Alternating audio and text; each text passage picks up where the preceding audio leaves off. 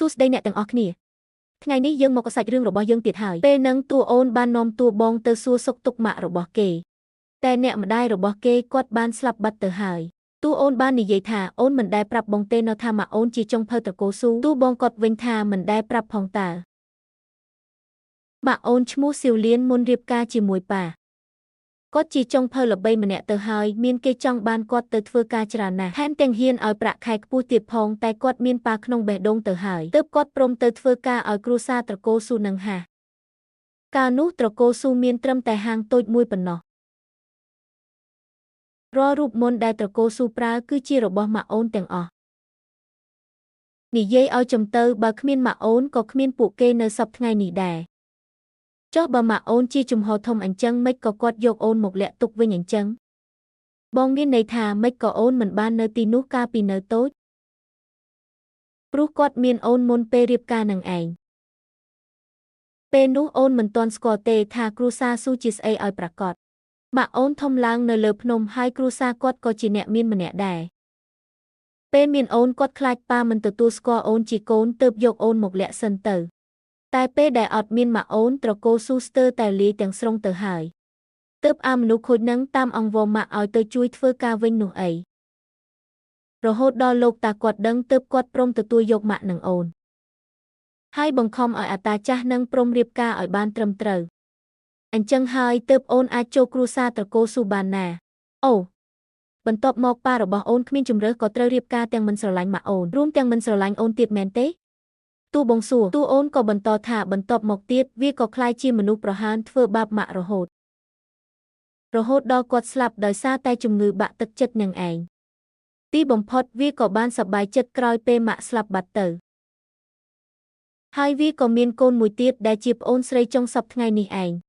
សំណាស់ដែលវាអាចជួលគេឲ្យមកធ្វើឃាតអូនបាននឹងហាឈប់សិនតួបង្កាត់គាត់មានស្រីលួចលាក់ជាមួយមនុស្សធម្មតាចុះហេតុអីអូនជាមនុស្សមិនធម្មតាវិញមានន័យថាម៉េចទៅតួអូនលួចគិតថាចង្រៃយក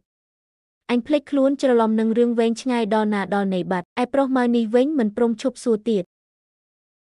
សម្លឹងមុខអូនមកនឹងស្មានតែមិនដឹងអីមែនទេរួចគេក៏តបថាពាក្យថាមិនធម្មតានឹងគឺសំដៅលើពេលដែលអូនអាចឈរជើងទល់នឹងគ្រួសារនឹងបានយ៉ាងរឹងមាំនោះអីទេបងមិនជឿអូនទេ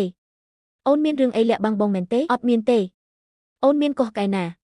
បងឯងចង់ធ្វើអីហ្នឹងបានហើយឆាប់ដើរទៅមុខទៅងើតែលើហើយតួបងក៏ធ្វើមុខអន់ចិត្តឯតួអូនគិតថាខ្លួនឯងពិតជាគិតច្រើនមែនម៉ាក់កូនមកលេងម៉ាក់ទៀតហើយណា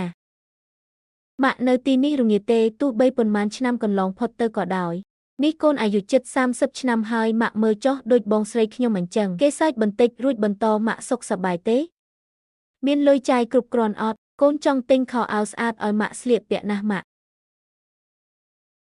តែតាមផ្លូវមកវាមានរឿងកើតឡើងបន្តិចបន្តួចតែម៉ាក់កុំបារម្ភអីឥឡូវនេះកូនខ្លាចជាអ្នកមានរស់នៅសប្បាយចិត្តណាស់